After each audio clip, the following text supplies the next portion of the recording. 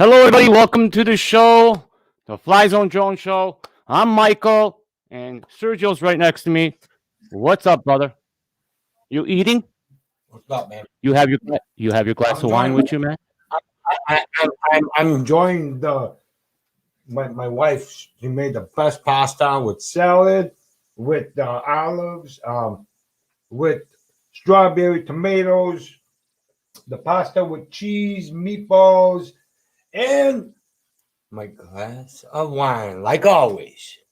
There we go, guys. Chill. Ching, always. everybody. Chen Duani. Ching Ching, right? Well, guys, welcome, everybody. It's so good to see you all, as usual. We love you guys, and we just want to say thank you for coming in. And we have an awesome guest on the show today, and he's the godfather of the drone channels. That's Kelly Shores, everybody. We have good old Kelly on the show, and John might come in a little late. He's not sure. He has his granddaughter's baseball game, so he might be in a little late. But we do have Maddie. Maddie's popping in a bit. But let me say hi to everybody in the chats. We have Sunrise Water Media. Welcome, buddy. Eric Rose. Welcome. Matt, of course, is in there. He'll be in a bit. We have JC Flying. We have Chris Wedgeworth. Welcome, bud. Joe Blalock. Welcome. We got Bill from Coast to Coast in the house. We have, let's see, who else we have? We got Kelly in the house. Did you say Sam Burns? And Sam Burns. Sam Burns, Rose Burns, Kelly Shores is in here in the back, in the chats here. We have who else? We have my wife Dee Dee. We have Dee Dee in the house. Dee Dee, welcome. We have Ray Kelly, Mr. Captain Ray Kelly. How you doing, my friend? Who else we have? Let me go down the list here. That's it for so far, Mike. So far, so good. Oh, we have Chris Mike Hope. Kenny, Chris Hope, and Bob Casey, Ariels. We have Bob M in the house. Welcome. Let's see. Brad Alston. Brad, my man, Brad. Welcome, buddy. We got Lon Denard. Lon Denard is in the house. And Welcome, there you go. Lon. But well, anyways, guys, we have already in here a co-host, Matt. Let's bring Matt in. What's up, boys? what's up, buddy? What have you been doing? Been What's flying happening? it all? Yeah, I've been flying all day, man. Really? Been flying all day. We're getting good weather down here. A little windy, but it's not too Dude. bad. Matt, you got to see the winds that we had here yesterday. And even today, it's so cold out today. Massive winds. I thought the tree was going to just fall down in my backyard. That's how bad it was, man. That's how bad it was. I thought it was just going to fall right to the ground, man, and hit the shed over there. Next to it. Yeah, we get South Florida gets weird, bro. You get like one day it'll be dead calm, and then the very next day, actually within a couple hours, it'll be blowing 30-mile-an-hour gusts in the front yard out of nowhere. But the Air 2S can handle it. Yeah. Air 2S is one hell of a drone. Oh, we got Gene Fox in the house. Welcome, buddy. Welcome. But You like my shirt? I love that shirt. I need to get a shirt. I'm going to get that shirt. I went through the closet and I was thinking, what should I wear? I don't know what to wear tonight, but yeah, I kind of. What a it good worked way. out. Good. This is a good. This is a good show to wear it on. I can tell you that right now with Kelly here. So, who else popped in? We have Ken from Place It Here. What's up, buddy? Brad Alston. Brad Alston's also here. Yes, I said Brad Alston. Brad Alston okay. here. I love Brad Alston. He made these for us, and I'm sure all you guys got them. You know. Yep. Okay, guys. So. Yep. Yeah, Anyways, I've got the one. They made the one for the drone meetup that we did. You know, that's the one I don't have an icon for YouTube, so I didn't get one. But yeah, he did a really good job on these, man. Very good job. Yeah, he did really good. Oh, Michael Wright's in the house. Welcome, Michael Wright. Well, hey, how about this? Let's bring him in, guys. He's here. Let's do the drum. The drummer here. Right here. Ready? Here we go. We have the Godfather of drone. Ready, set, drone. Wow. Fellas, Hey, what Kelly. is up? Man, I feel I feel very appreciated. And thank you guys. Hey, Kelly, we love to have you, and I want to thank you for accepting the invitation. Absolutely. Absolutely. And Matt, yes, that shirt is on point, man. You're looking good. Thank you. I did some flying earlier today as well, so it was not a bad day for it. A little rainy here in Texas, but man, we just had the craziest storm right before my show went live. I was thinking, all right, I'm going to lose power during this. I got to have battery backup, right? But didn't lose power. But we had hail, we had wind, we had trees blowing out in the front. I mean, it was just crazy. But it's gone now. Everything's calm. All is good in the world. Oh, that's good. Yeah, here it's nuts. It's nuts here, Kelly. Yeah, and guys, Sergio, Michael, I will get you guys T-shirts. After this come on. email, no, seriously, send me T-shirt sizes and addresses. I will tell you this: that is one game I am winning at in the drone world is T-shirt proliferation. If you don't have a ReadySetDrone or a SpinUp shirt, I mean, you see Nurk wearing them, you see Bardwell wearing them. I mean, it's proliferation. You guys are doing me a favor. Free advertising. Kelly, thank you so much. We appreciate that. Thank you so thing. much. Thank you. And we're going to wear it on our next show. Kelly. Okay. Hey, Kelly, this is for you, Kelly. Thank you. Hey, Cheers. man. That right there. I'm the Bandera OG. See that right there? Yeah, I've actually got a little OG. I wish I could drink, guys. But I rocking a can't. little Rodney Bell tonight. So that's super cool. And you got a straw in it too, so you don't spill it. No, well, I shake it.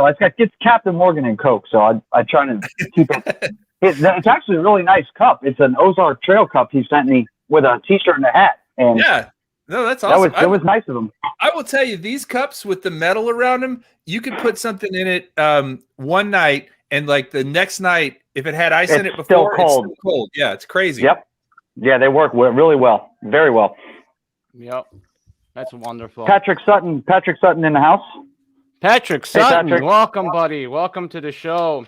So yeah, Johnny's not going to be with. He's probably going to come in. Or probably not. We're not sure. He's at his granddaughter's. He's such a great grandfather, man. He shows so much support to his grandchildren. So he's at their baseball game. I see John Coopy and Joe Blaylock and Chris Wedgeworth just joined. So welcome. Man, you got a good crowd here tonight. Thank you. Yeah, well, that's because of you, Kelly. Maybe. Speedy's here also. So wait. So I know where Matt is located. But where are you guys, Sergio? Where are you located? We're from Chicago. Both you guys. Yeah. Okay. Yeah. So you are you native? Is that like where you're from originally? Because you got a little bit of a little accent. Yeah, a little New Yorker going on there. Is that? Yeah. Is that... Well, we're Italian. We're Italian, so we got. Well, Sergio, man, that dinner you're having made me jealous. I wanted some of that. I had leftovers for dinner tonight. Yeah, so we're Italian, so and we live in Chicago, so it's kind of almost the same kind of like that Brooklyn thing, but no, we're not from Brooklyn. So Chicago style pizza over New York style pizza. Is that what I'm hearing? Deep dish? Chicago. Yeah. It's for me, it's like the mood I'm in. Sometimes I want that real deep, meaty, kind of the cheese is kind of swimming in it kind of thing. And then sometimes just a really nice, crispy, thin crust that's real greasy. Like I've had pizza in Times Square, and you just get out there. It's like midnight, and you're super hungry, and you get that piece of pizza, and it's just dripping with grease and cheese. Nothing better. We don't get that. We don't get that in South Florida. South Florida is a mix of every other state but Florida. I will tell you what, though, the best Cuban sandwich I ever had was in Florida. You guys have some good Cubans, and I think do you guys have Frenchies there? Frenchies, the restaurant? Not that I know of. Not where I'm at. They might in Miami. That was in Tampa. I went to a Frenchies in Tampa. Oh, that's up north. And it's a cod, like they have these codfish sandwiches. They're like deep fried. Man, they're so good. I'm not a big fish fan normally, but those ones at Frenchies were like, wow. Yeah, I've never seen one down here. There's a few restaurants that flip up through Tampa, but yeah, Dono's got the best spots up there in Tampa. Down here, we're just we're getting all the lag. You guys didn't know you were going to join a drone show and we're going to talk about food all night. Exactly. Or watch your view count go way down. Here's what I got going tonight. This is called McConaughey's. Oh, what is that? It's a hazy IPA. It's juicy, velvet, drinkability. And that has alcohol in there? And it's beer, yeah. Oh, it's a hazy IPA. But here's what happened is right before my show. So I don't ever have any beer before my show because then I'll have to go to the bathroom and I'll say stupid stuff. But other people's shows, fair game. Especially Sergio's drinking wine there. So there you go. But here's what happened. I stuck this in the freezer before my show and I forgot about it. And it's now a slushy. Like it's all slushy in here. Wow. That's not a bad way to drink a beer, I guess. Well, except that it doesn't really pour out very easily. Listen, no. I love my beer cold, really cold. This is pretty much frozen, so it's as cold as it gets. Yeah. That's the only way I drink beer. All right, Coast to Coast Drones wants to talk about SpinUp. So okay, let's do it. Yeah, go ahead, guys. Tell me about it.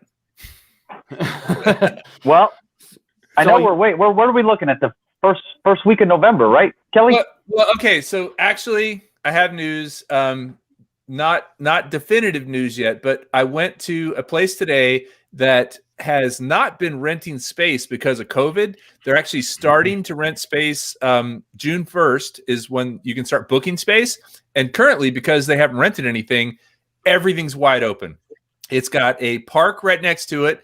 It's in Cedar Park, Texas. It's very near the other places I was looking at, which were just crazy expensive. It's pretty reasonably priced. It's 3 rooms all together, and then there's a patio you can go out onto, and that patio overlooks like a little pond and a hiking trail, so you can fly over that pond and hiking trail area.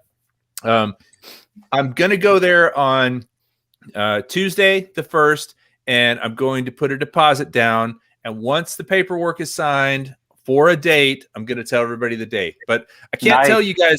I can't say a date. And I agree. I know everybody's like chomping at the bit because I'm excited to see everybody come down. But I don't want to tell you a date and then have to change it, right? Because I don't want you to buy an airline ticket. So I was talking about early November. That's still kind of my goal. But I want to make sure that I can actually get that date, get the paperwork signed, write the check for a deposit. Once I do that, then it's all bets are off. Then sponsors start coming in, and guests and speakers, and people who are going to attend. All that stuff starts happening. So yeah, I love when you do that, dude.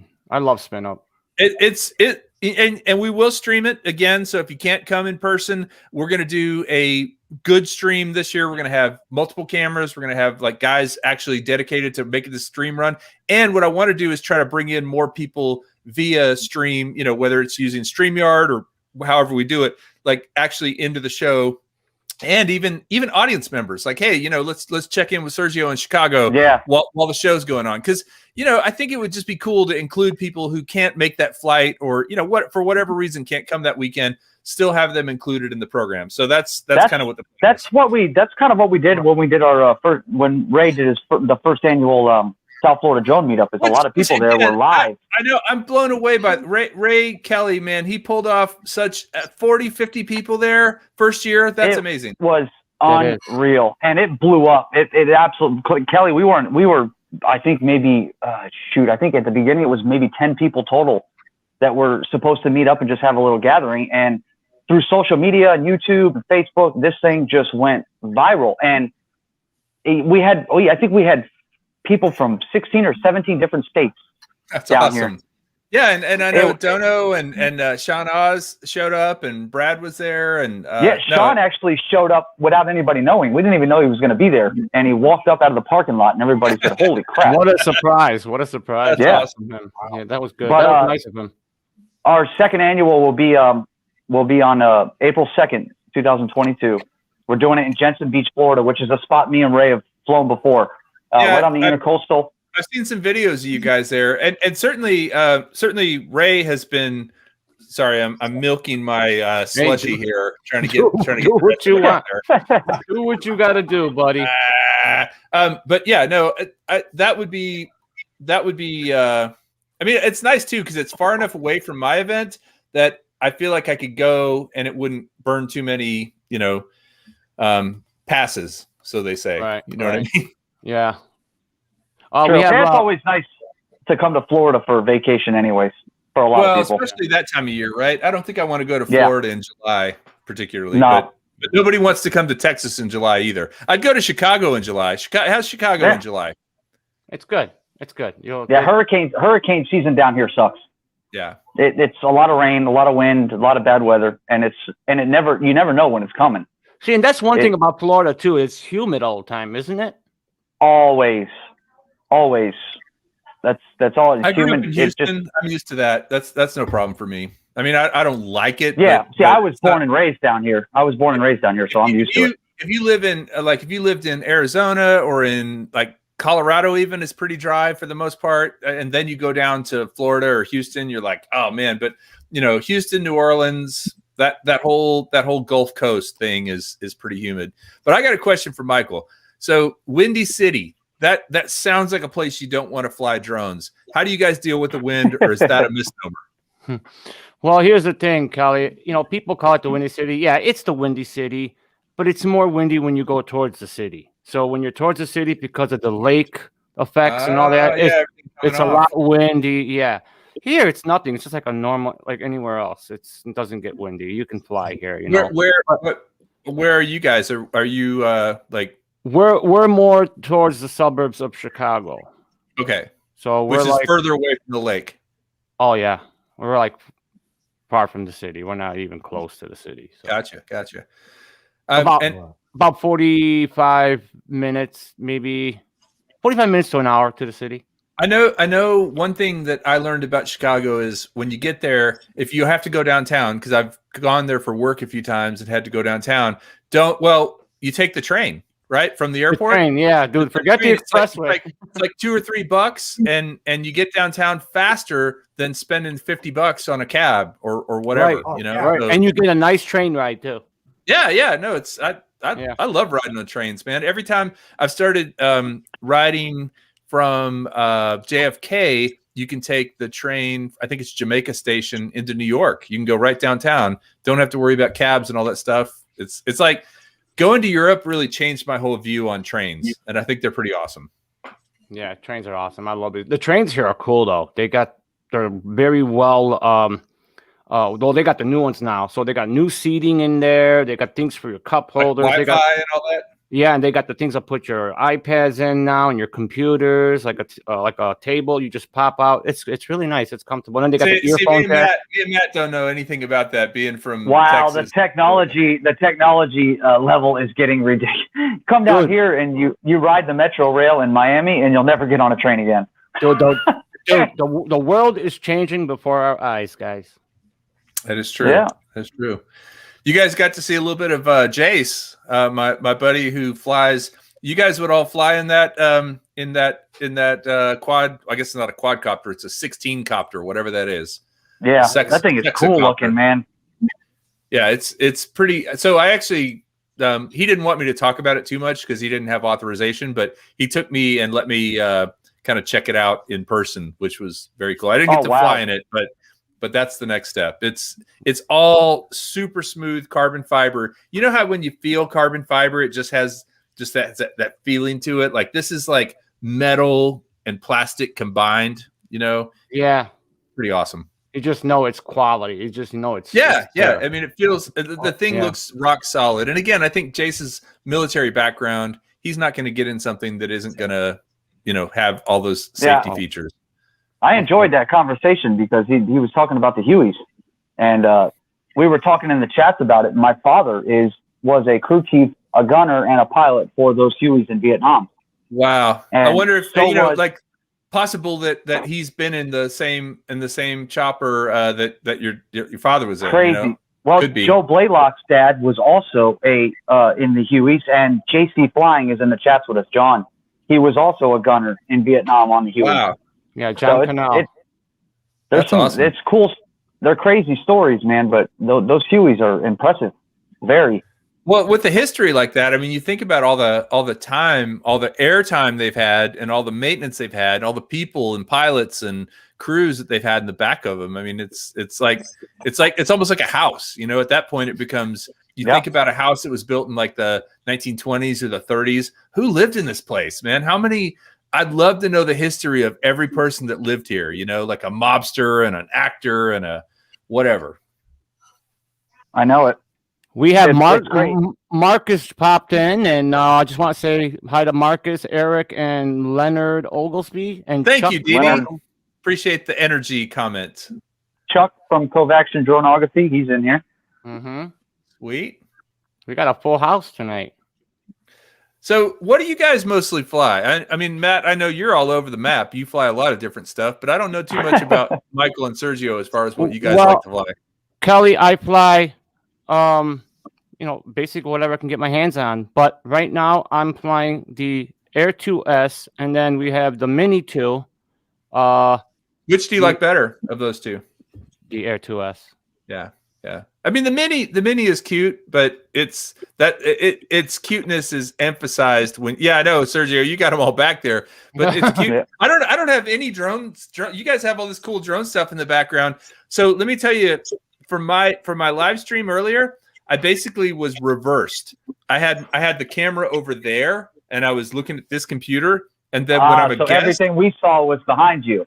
Yeah. Oh, so basically, I was facing that window, and the reason is because I was using my phone for that. But when I'm on a live stream with somebody else, I just use the webcam, and so basically this is reverse. But yeah, I mean, all my drone stuff is over there, which you can't really see. But there's There's two LiPo chargers. There's my DJI drones. I have a bunch of FPVs. This used to be our dining room, and my wife finally got sick of all my drone stuff all over the house, and she said, "All right, if I give you the dining room, will you keep all your shit in there?" Oops, sorry. And No, you're good. I said yes. I'm in my living room right now. This is a desk that sits right by. I'm actually sitting in my recliner that I use to watch TV. And I just leave all my stuff sits right here. I have to be able to grab it without getting up. You look very chill. Yeah, and did you guys see this book? I mean, this thing, I'm actually pretty psyched. I haven't even pulled the plastic off, but I'm gonna maybe at some point I'll do some like some videos where I read chapters of it, kind of like story time, drone story time. What do you guys think? Would people what is that? Is that all about? Sick. Is that all about just learning how to fly FPV, or is it like maybe the history into it?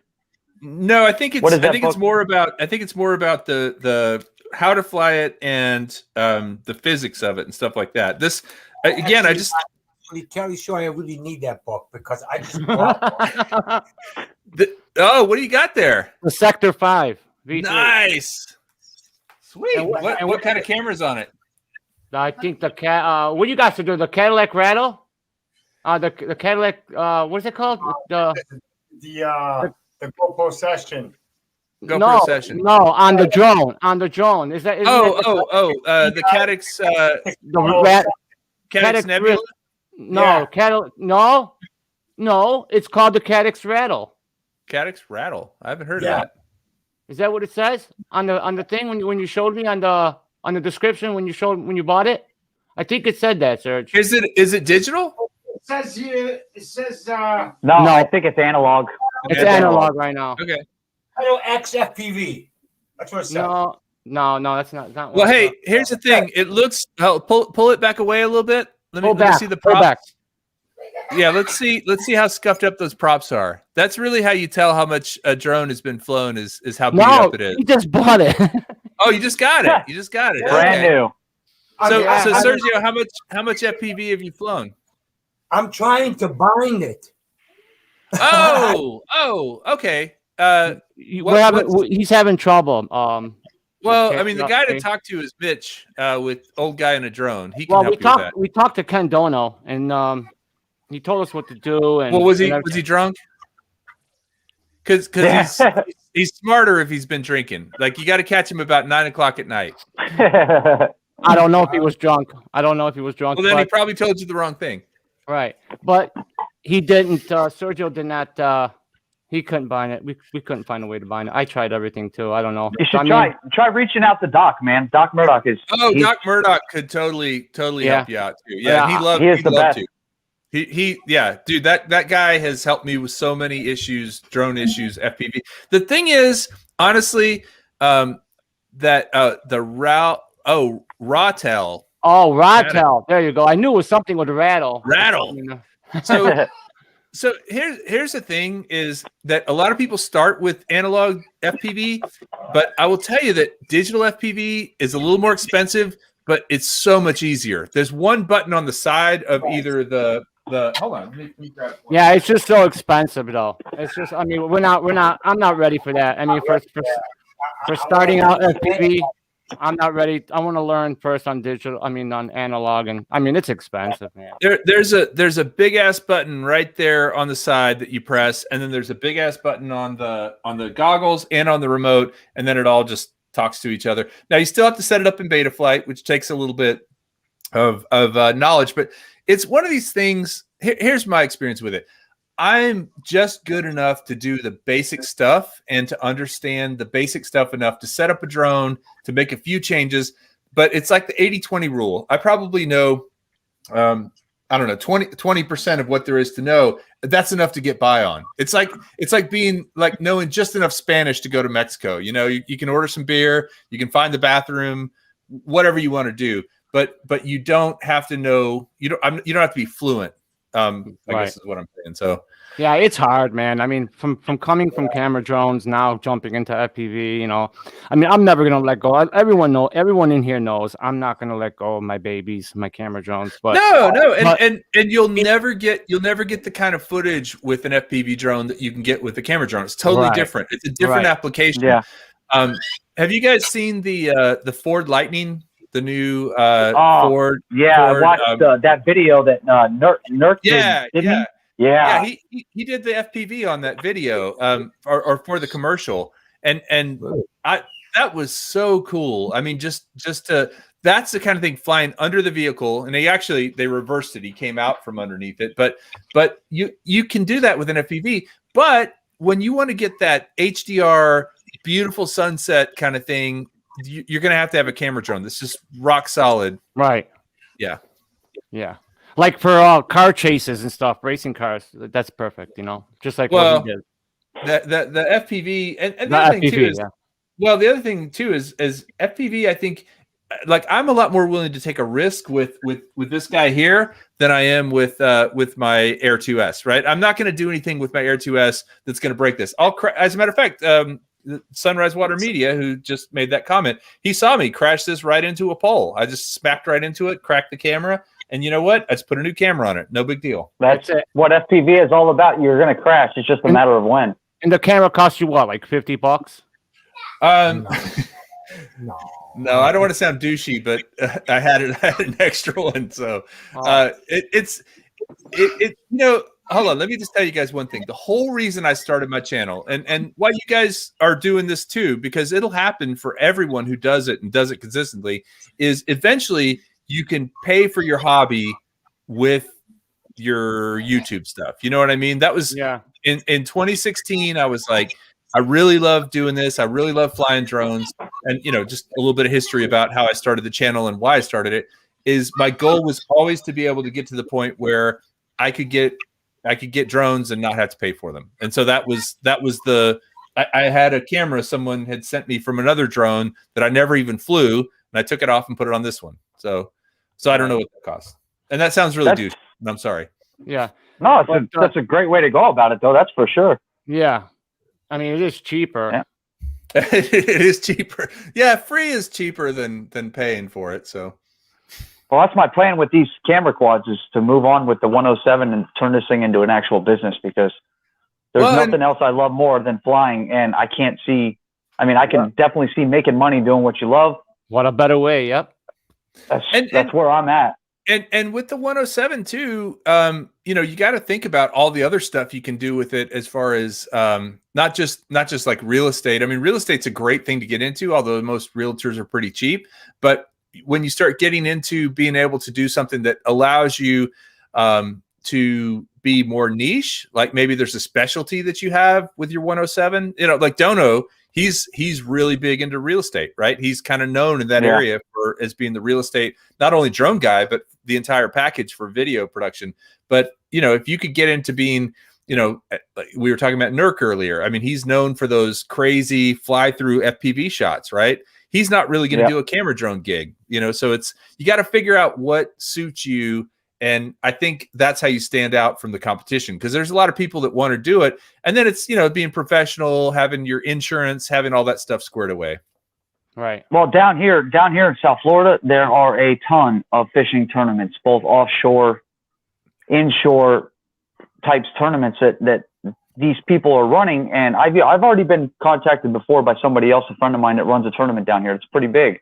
Yeah, they want aerial photography for these boats coming in the inlet, and when they're doing the shotgun start where they all run out the cut at the same time, and then weigh-ins where they do weigh-ins at the docks. They need aerial photography for that stuff, and that's the kind of thing I'm looking towards, because fishing and drones, those two right there, they're like Forrest Gump says, peas and carrots. That's it. I'm good. That's awesome. That's the idea. And you get a sense of where everybody's boat is then, right? You can really see where, you know, this boat is here, this boat is here. You can see, oh, this guy's running out here. He must be going to that secret place. Yeah, that's awesome. Do you fish yourself, Matt? Yes, sir. Yeah, I do. When I'm not flying, I'm fishing. Most of the time with my kids. Yeah, both these guys do too. Nice. we have a boat in the family. We have a 27-foot contender that we do a lot of offshore fishing on. We spend a lot of time in Bimini, so it's nice to live on the Florida coast to be able to travel by boat. Do you guys ever fish in the Great Lakes? Oh yeah. No. Oh, Well, yeah.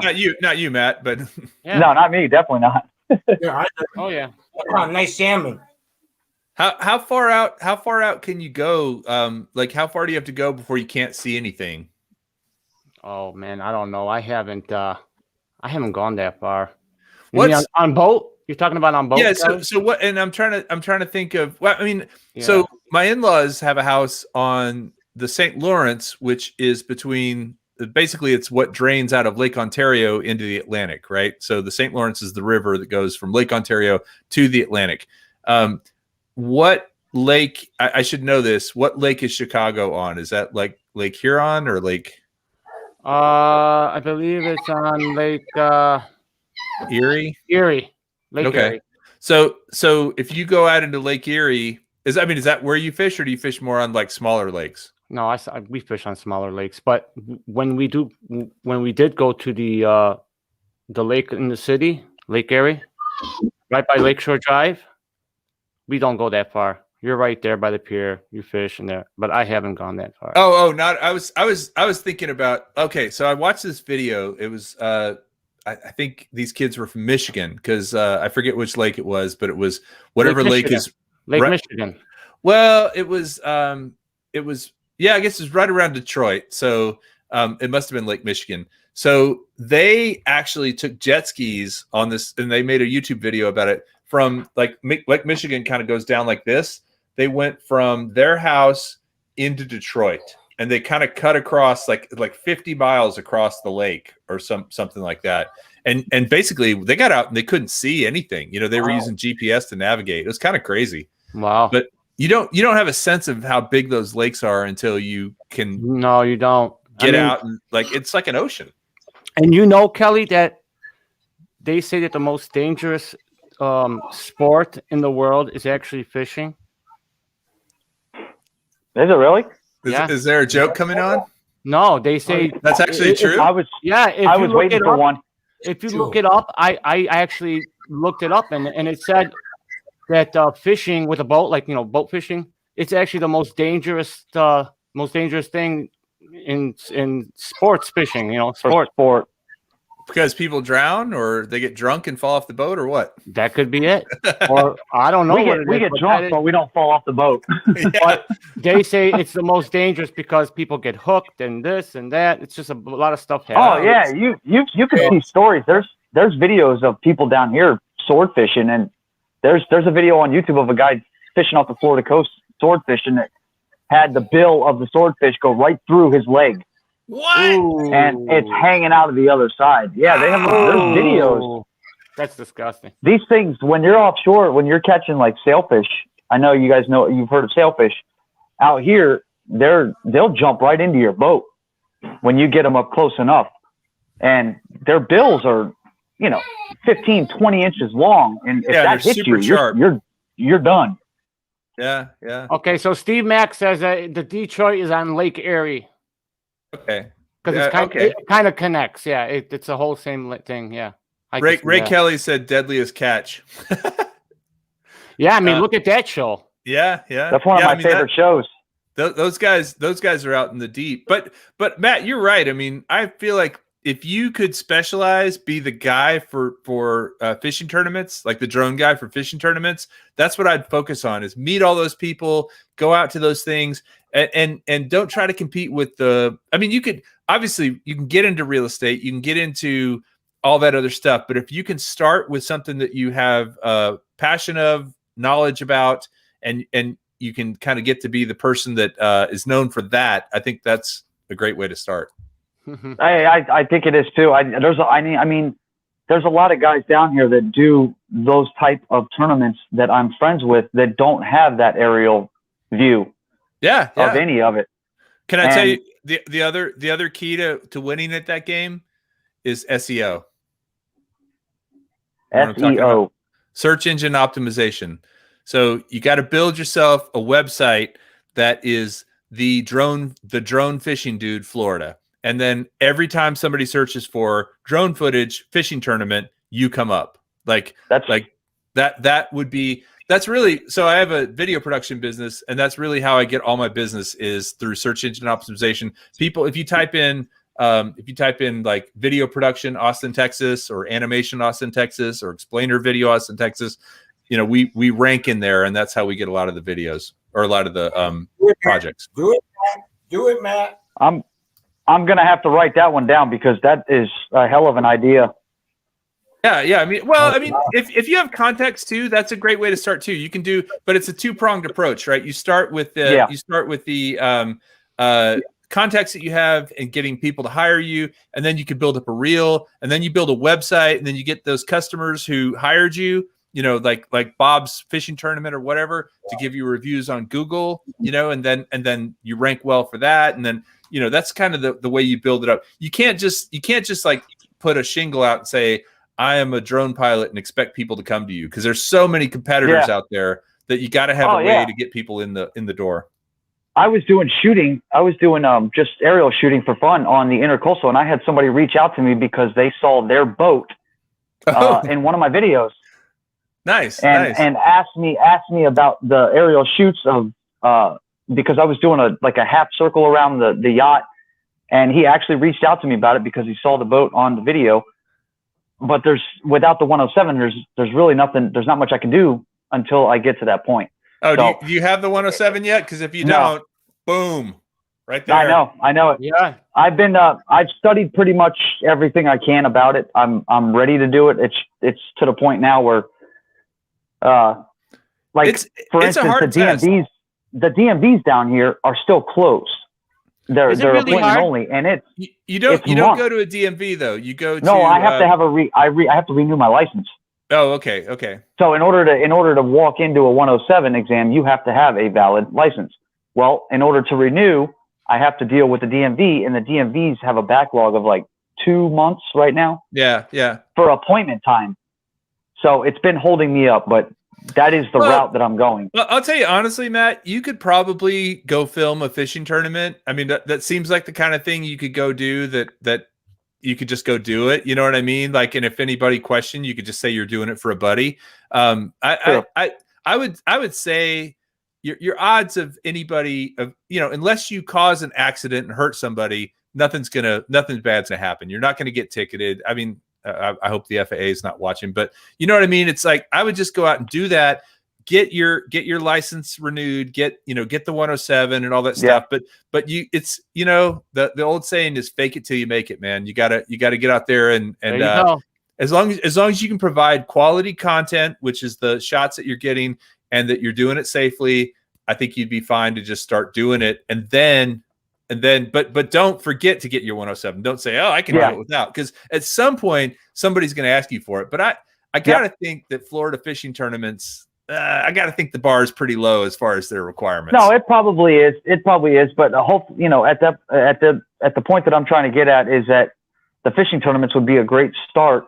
But if I start to branch possibly into the real estate market, or anything else, any type of weddings, outdoor weddings, because down here you see weddings on the beach all the time, and yet there's nobody filming it from up in the sky. Yeah, and I feel like weddings. Here's the thing, though: is weddings are like one of those things that everybody goes for. The fishing tournaments are unique. I mean, that's really. I think you to start out. You really got to get into something that is not common, and you already have some familiarity with it. The fishing tournaments is the start. Yeah, the fishing tournaments is the start. If I'm not in them, because a lot of times I'm in the tournaments. Man, do both. Just get yourself a Skydio 2, and then it can just chase you the whole time. And there you go. Yeah, there you go. Not a bad idea. It's true. He makes a point there. And by the way, I just want to be clear. I don't want anybody to come out after this and say, Kelly's saying you don't have to get your Part 107. I'm not saying that. Oh, I do think you should get it.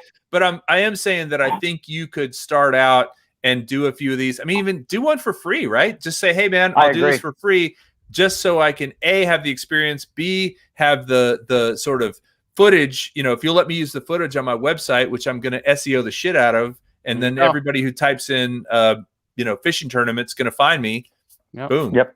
Build a portfolio. Yeah. Yeah, it's definitely something to go off of, and I'm going to take your advice on that one and definitely move forward with that. Yeah, awesome. So Kelly, what can you recommend to others that are starting a YouTube channel on how to be successful? What is the main? Oh, I'm so glad you asked that question. So I don't know if you know this, but I actually put together an entire class on YouTube success. I should put it in the chat. Did you really? Yeah. Well, but I'll give you guys the short version, and then I'll find it and cut and paste it into the chat here. Wow, But ain't gotta ask that question. There's only 4 things you can do with video. Only 4 things, or some combination thereof. Any guesses? Are you talking to Matt or are you talking to me too? I'm talking to all you guys. Okay, what'd you say? Four things you can do with a video. There's four purposes a video can serve. I can tell you. Always keep posting.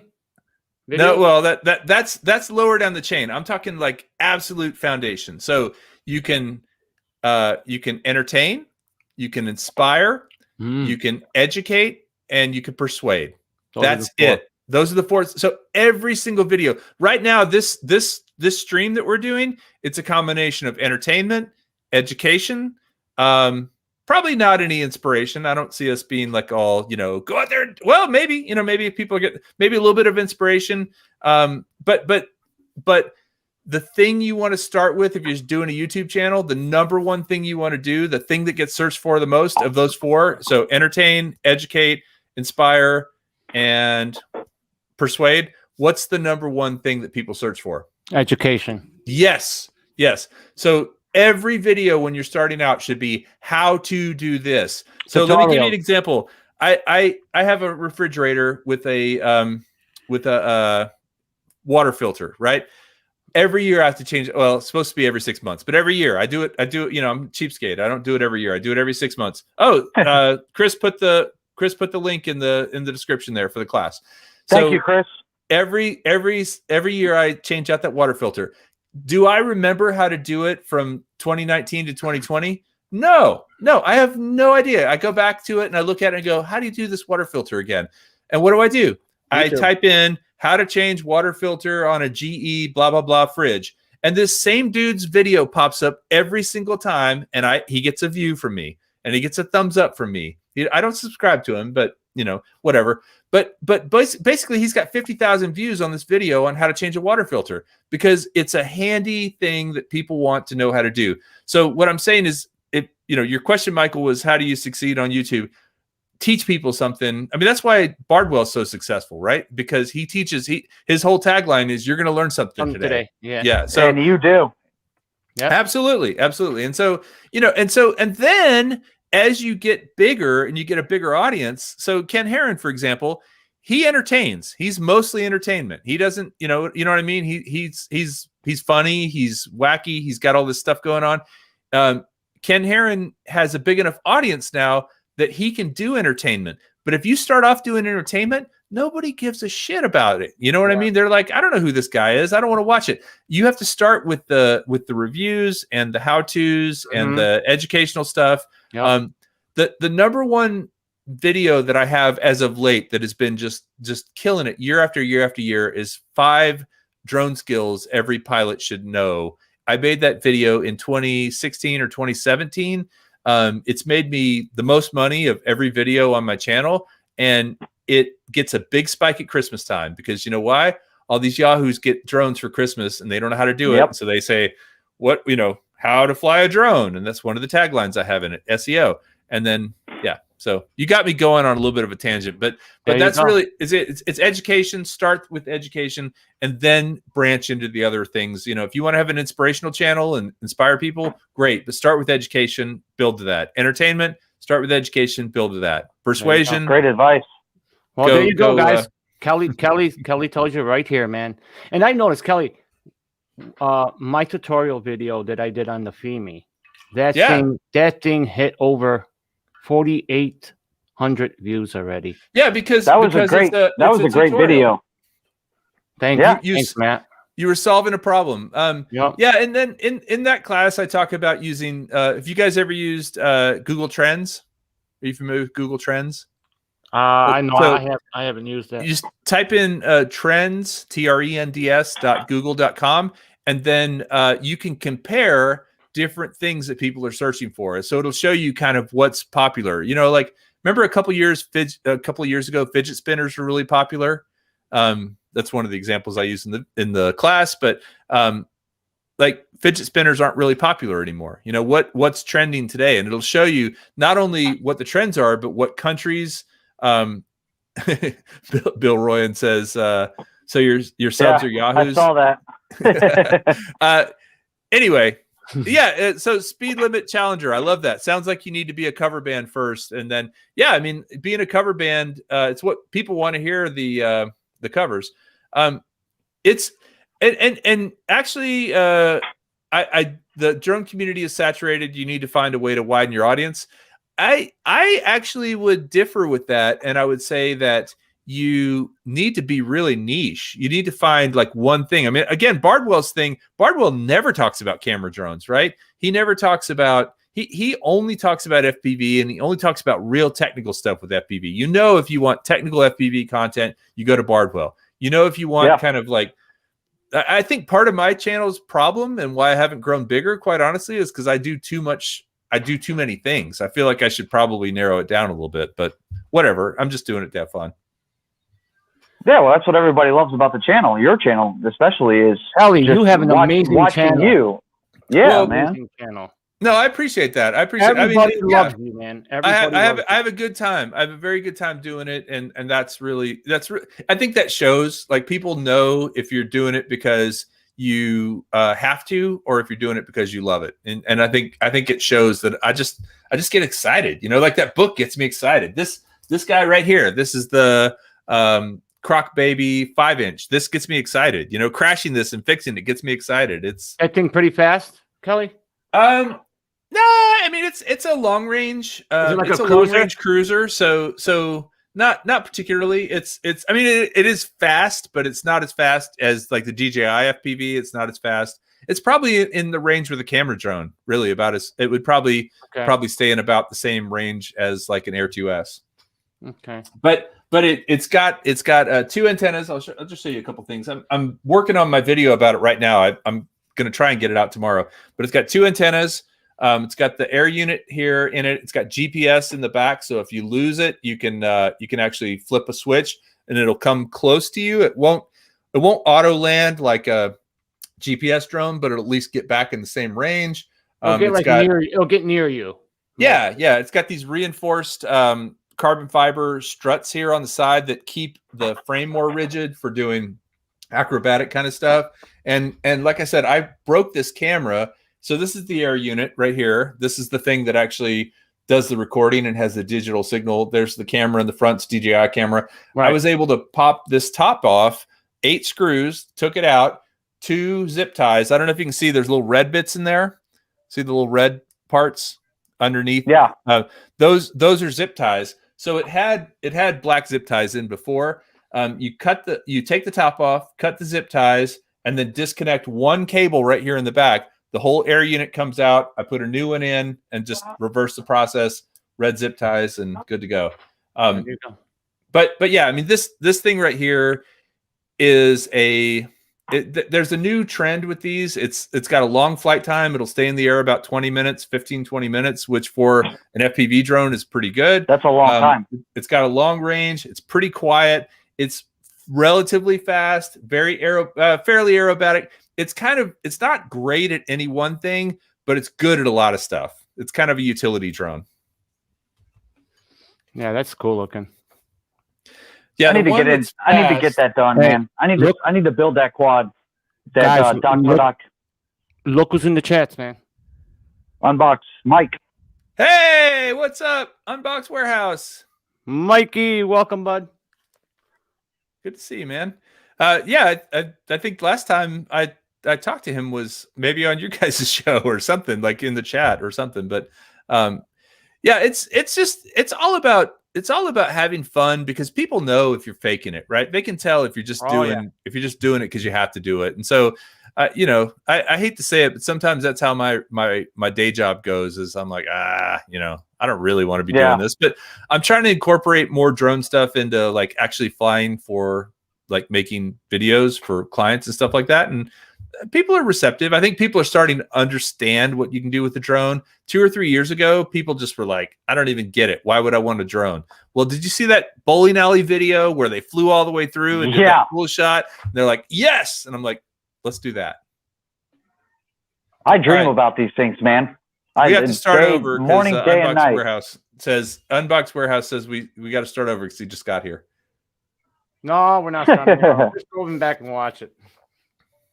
Rewind.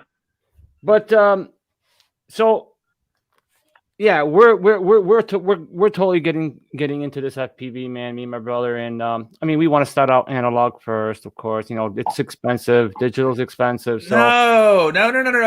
Let me. I'll give you some more advice. You didn't ask for it, but that's what I'm good at. Skip. You can start with analog. You really can, but the experience with digital is so much better.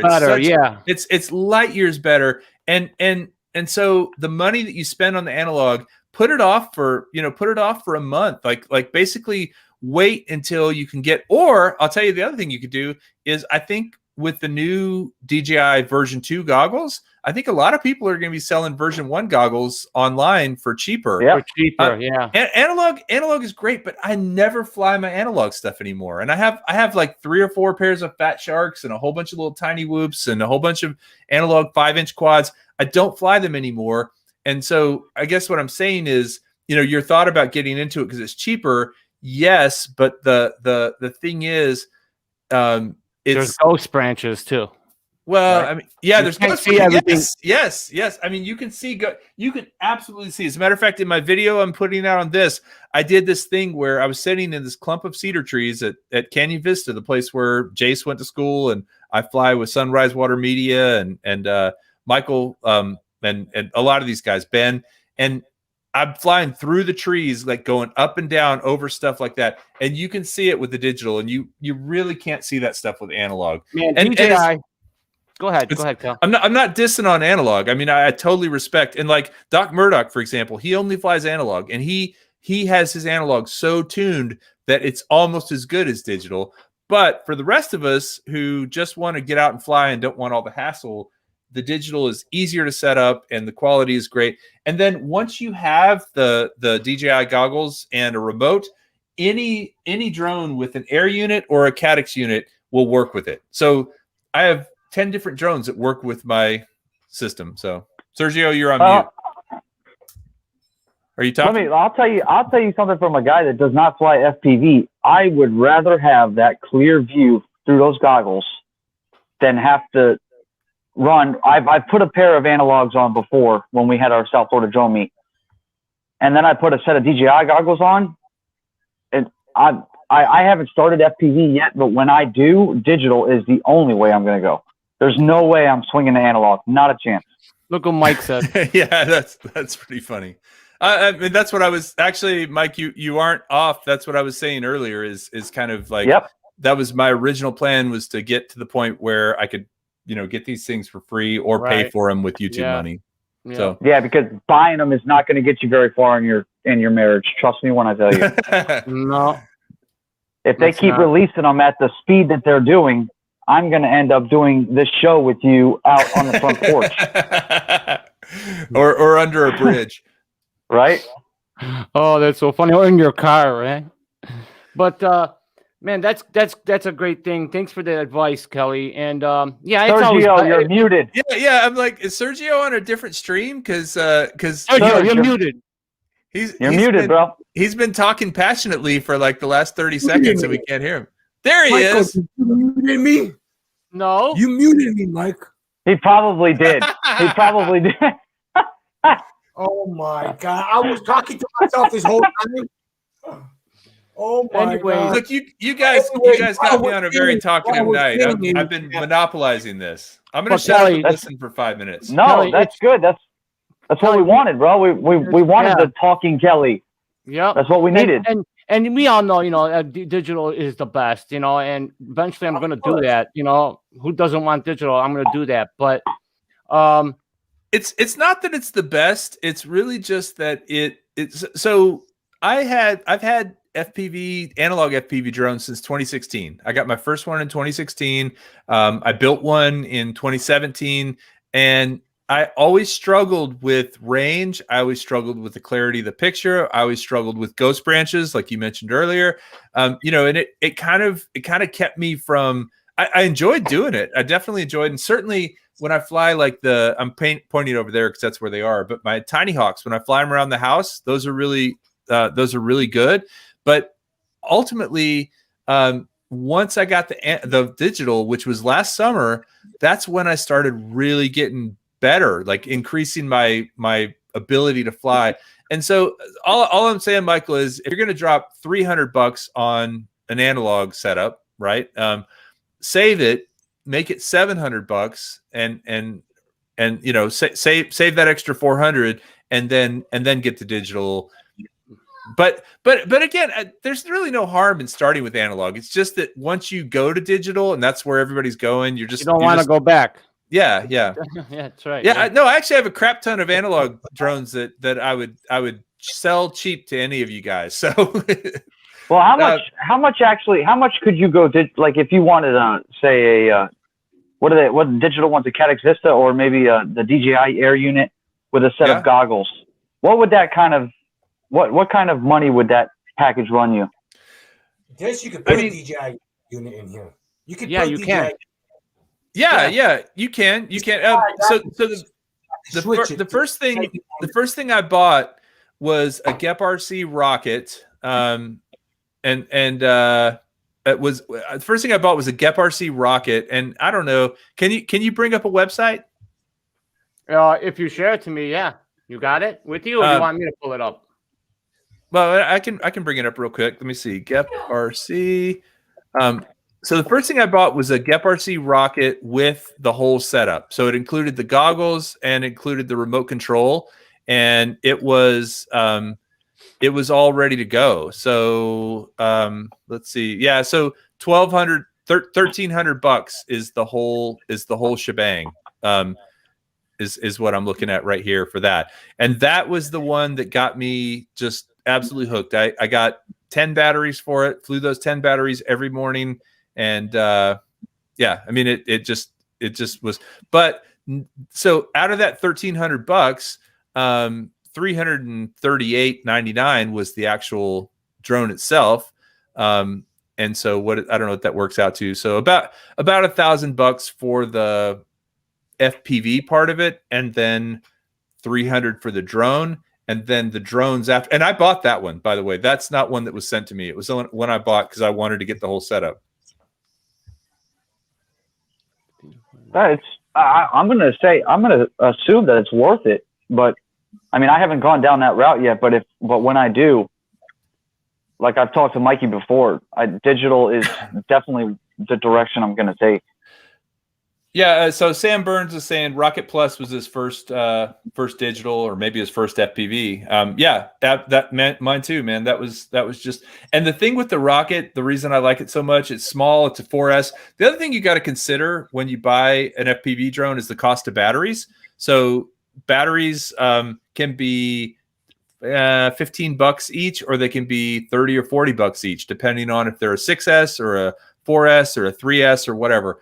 The Rocket will run on 4S and 3S batteries, and those are generally the cheapest. And so you can get a lot of batteries and get good at it. And then when you decide to get a 6S, I only own maybe 5 or 6 6S batteries because they're so damn expensive. And I say that like only. There's guys that own, 50 or 100. I'm sure all the hardcore drone guys, I'm sure Dobo has so many 6S batteries. Yeah. But I only have a few because they're so expensive. And I have 2 6S drones. And the other thing too, I'm kind of all over the place here, is so for everyone that doesn't know in the FPV world, S is like just the number of cells in the battery. So a 6S is a 6-cell battery, 4S is a 4-cell battery. And a 6S is way zippier, way faster. Man, more punch. More punch. And generally they're usually bigger. Well, I mean, the DJI FPV is a 6S actually. The one they sell, the package they sell, but you need more space to fly it. The nice thing about a 4S is I can fly a 4S in my backyard. Like if you guys saw the video I did about the Emax Baby Hawk. Yeah, I saw that HD. Yeah, a lot of that flying I did was in my backyard with that thing, and that's great. I mean, if I want to just go out there and sit down and just zip around, I can do it with I can just do it with a 4S. So my advice, if that's where we're going with this, is if you get into it, start with a 4S because it is like more opportunity to fly. You don't need as much space. There we go. Yeah, 4S. yeah. Those are a couple 4S. Yep. There you go. Yeah. And those are so you got a 1550. What's the milliamp hours on the bottom one, the Fly Fun? How many milliamp, Sergio, on the Fly Fun one? It says 1300 and the other one's 1550. Yeah. Okay. So and if you guys, like, for anyone that doesn't know too, that's like your gas tank. So the larger that number is, the longer you can fly. The cells don't really matter in terms of flight time, but your milliamp hours is like a 450 or a 650 will fly less time than like those you have. Those are actually pretty big batteries. You should get a lot of flight time out of them. See, guys, welcome to the Flyzone Drone Show, and you're going to learn something today. Yeah. Educate. Just Bob. See, Kelly knows his stuff. Well, we love having you here, Kelly. And Kelly, do you guys get any news on the Fly app that they're going to put the live stream in there now? That's what I heard. Oh. I heard there was an update. Yeah, but I mean, I don't do internet leaks until I actually see it, because we've heard a lot of them and they never freaking came through. Now, from what they're saying, the live streaming from the DJI Fly app is going to happen, but I won't believe it until I actually see it. Well, I'll tell you the cooler thing with the Air 2S, and this is another reason why getting into FPV might be good, is it's supposed to start the goggles and the motion controller. Yeah. Yep. I have one down here. Hold on. Visual aid. Boom. Yeah, those were supposed to be in when it was released, but they didn't have the software working very well.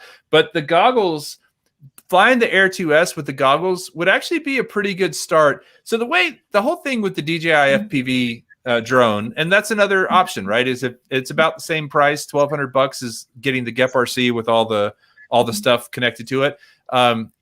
Eventually, I think that a lot of newer FPV drones are going to start working with the new controller. Currently, you have to have the original controller, but I think in the future they're going to go to the new. I mean, of course they are, right? And both the goggles work on both.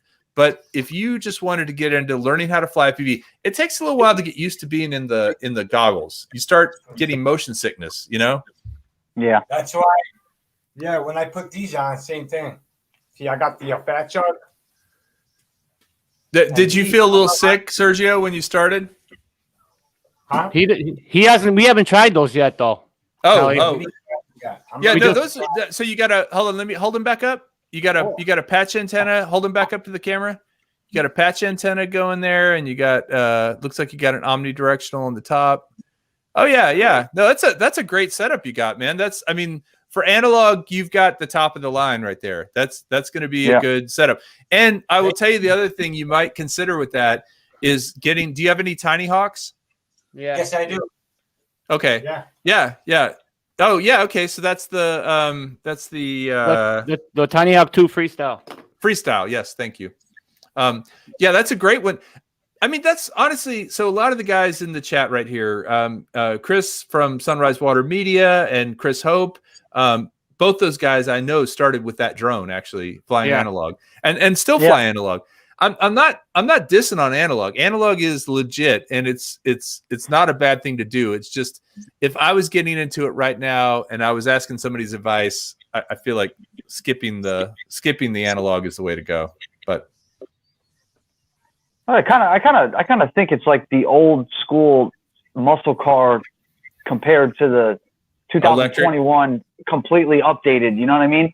A lot of guys want to stick with that old school just because that's what they're used to. But I when I look at a difference on maybe YouTube, when you look at digital versus analog, I don't see why there is a complication on going digital for it. I will tell you really one don't other thing, understand though, that. Matt. One other thing to consider: the recording, the goggle recording, the DVR in analog, it actually looks worse than the actual signal. So when you're flying analog FPV, it usually looks better than, I don't know why that is. I don't know why it's not exactly the same, but I would fly with the Tiny Hawk around my backyard, record it, and then I'd look at the footage and I'd be like, oh, that looks much worse than how it looked when I was flying. So if you're just in it to fly it, then that makes less of it. I mean, if you're just in it to fly it, you get a better signal than you might think from watching YouTube videos. And you know what? You might be able to find guys like me who are gone to digital. You might be able to find a hell of a deal on an analog system, right? People might be selling their Fat Sharks or their, that would be another way to approach it. Is I'm going to find a really good used setup that someone wants to get rid of, buy it cheap, get my chops in, and then go digital. Well, I got to be honest with you. I do not see anything wrong whatsoever with buying, especially in my situation where I don't own an FPV drone. I will be, sooner or later, I will be buying a DJI FPV drone, without a doubt. And I don't see anything wrong with it. I mean, you're gonna get the back and forth about it, about it's not strong and it's not a true FPV. It is very strong. It is actually a beast. You guys, you got me started here, but the haters hate because it's kind of like, okay, let me tell you this. You love this band. It's kind of a alternative punk rock or metal band or something. It's never been played on the radio. And then the moment it gets played on the radio, you're like, oh man, that shit's lame. That happened to me growing up. I'd hear, like Black Flag or The Descendants or something that I was really into back in the 80s and the 90s. And then I'd hear it on the radio and I'm like, oh, why is this playing on the radio? I don't want. That's exactly what's happening with all the FPV guys. They're like, hey, this is our little world here, and you guys are making it mainstream. DJI's ruining the sport or whatever. That's not true. What the DJI FPV does, it allows you to fly just like a Mavic, get used to the goggles. And Harley FPV, who's not in this chat, but he was on mine earlier, you can get used to flying with the goggles. Then you flip it in sport mode. You can fly really fast and get used to the goggles. Yeah. Then you put it in acro, and it is acro. If you don't know what you're doing, you're going to crash. I mean, it's definitely it's not when you put that thing in acro. It's not a baby drone or an underpowered drone. You need space to fly that thing, and it's so heavy that you're going to crash into stuff. But guess what? The minute you get scared, boom, there's a button you push, brakes, and it stops. The oh shit button. Yeah, absolutely. Yeah. Anyway, yeah. I think that people who hate on the DJI FPV are mad because they didn't get one pre-release. I'm not going to name any names. I'm going to agree with that. And number two are purists. And absolutely, if you're already way into FPV, then don't bother. Get one of these things. But if you're just starting out, it's a really great starting point. Well, yeah, these guys that build these things, they have the tools and the necessities and the ability to build them. That is one level above everything else. To me, I don't want to build one. I don't want to sit and tinker with wiring and soldering and flight controllers. I don't have the time for that. I've got 4 girls running around my house. I don't need time to build an FPV drone. I just don't want it. I see what you're saying. I bought it pre-built, and then if something happens, I could just fix it. Easy fix. Yeah, that's buying an FPV, like if you could buy a combo pre-built, that's one thing. But the DJI FPV drone, in my eyes, has everything that I want because I am a camera drone pilot. That's what I do. Yeah, I do not want to fly. I'm not into the whole flips and flipping through trees and poles. If you don't want to break your DJI FPV drone, then don't fly like an idiot. Yeah. It's really this is the hold on. this is the first one. This is the original one that I have. I regret selling mine. It's been. Welcome in, Drone Factor. X Factor. Do you see? Where is it? You see these red marks here? That's where I've crashed right there. You see that? See that red spot? I don't know if you can see it, but that's where I've crashed into the Red Devils. You know, those metal things. This thing is not the. And by the way, I do have the original Dobo case on the battery. It's not the. But you're right, Matt. It's not designed to be flown as hardcore as you would fly a typical one. You can break this thing. Just, you know, I've flown it pretty hard but smart, and so I haven't broken it. And I don't have plans of flying in that direction. A lot of people do these power loops. Clip. It's like putting a clip in. Yeah, it's about the way you want to fly, man. A lot of these guys, these FPV, you know, fanatics, do all these power loops and through these crazy tiny little holes. That is way beyond my expertise, and nor do I want to go that route. But you can power loop. You can power loop that thing, and you can go through gaps. You just don't want to go through tiny gaps, and you don't want to go through gaps that if you hit it, you know, like a cement wall. Like I wouldn't take that through. I would take it through a gap of trees where if I hit a tree branch or something, I might break a prop. But anyway, it's well, I mean, really, and that's the way they want to fly. That's the way they want to fly. And I don't. Yeah, I have no plans of doing that. That's why you use one of these things. Yeah, in sport mode though, doing 60 miles an hour down a beach line of Fort Lauderdale, enjoying the view, I'm good with.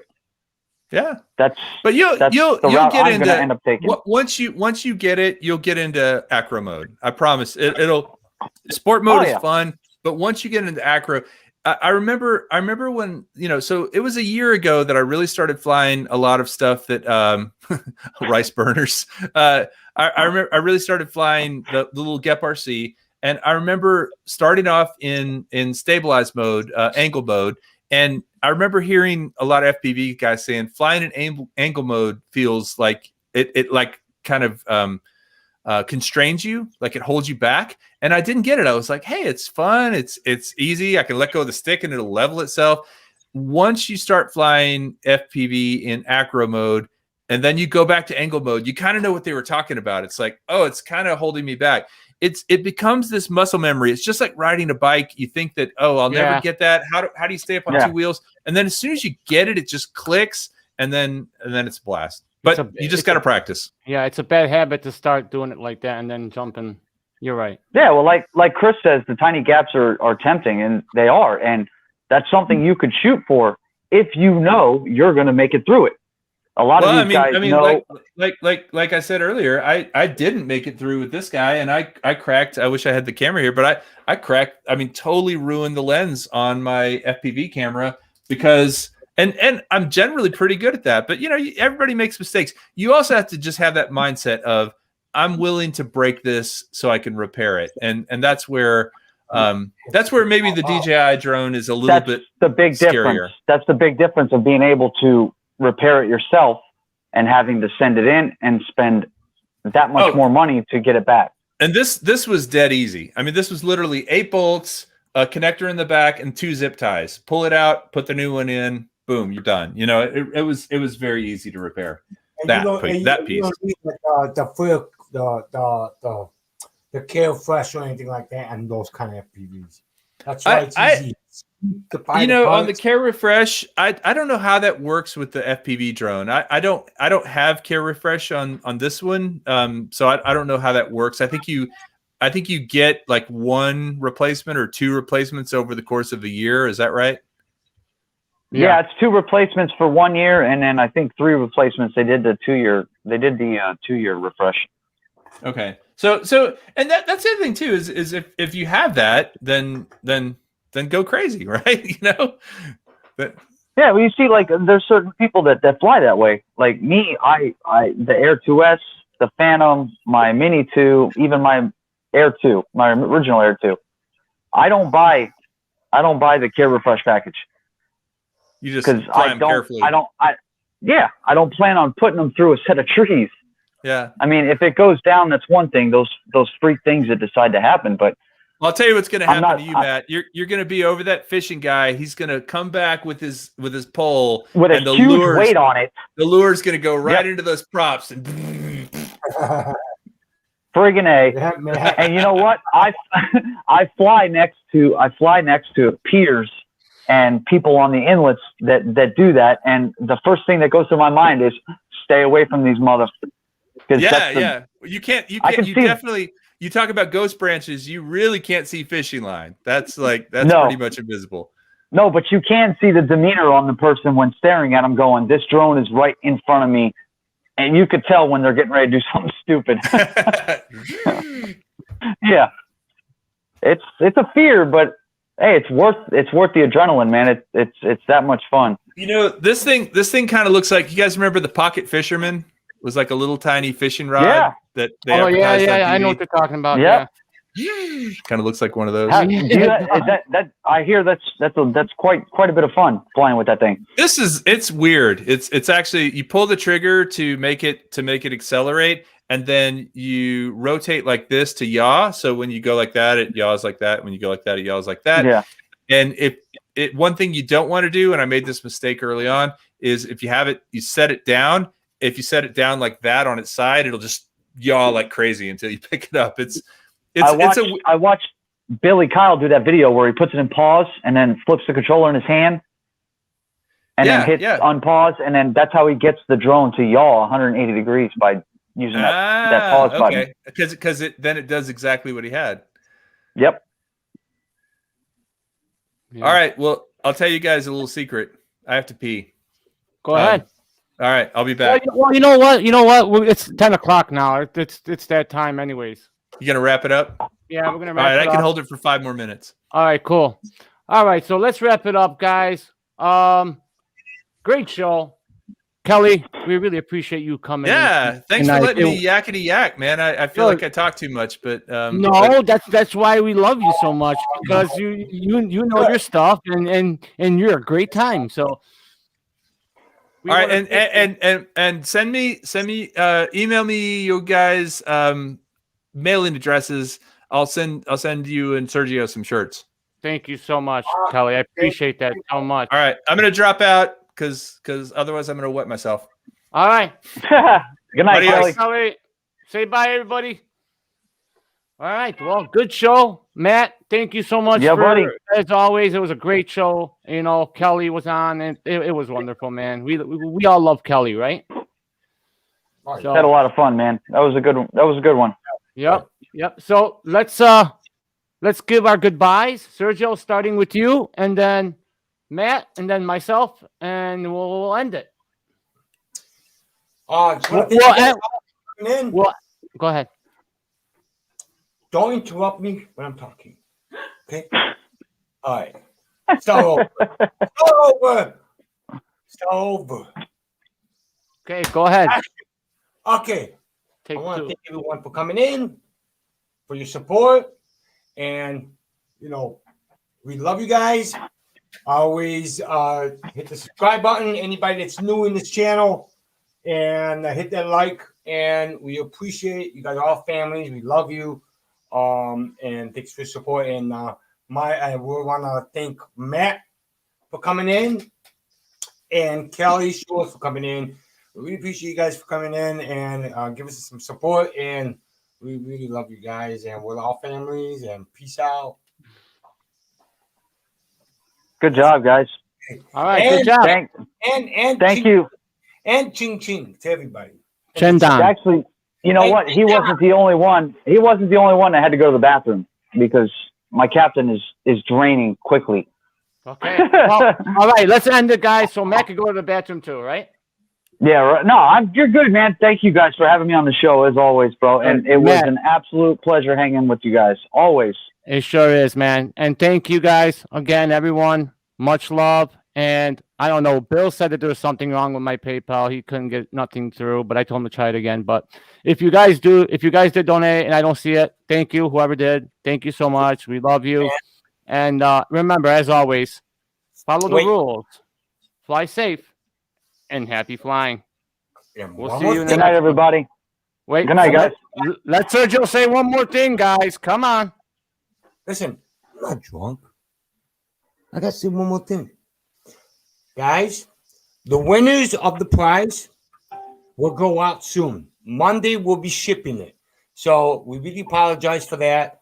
Because due to a busy schedule, I'm just really, really sorry about that. So we're gonna be shipping out the prizes to you guys Monday. whoever wants the prize on Monday. The ones They don't from, mind, bro. They know they're getting it. It's all good.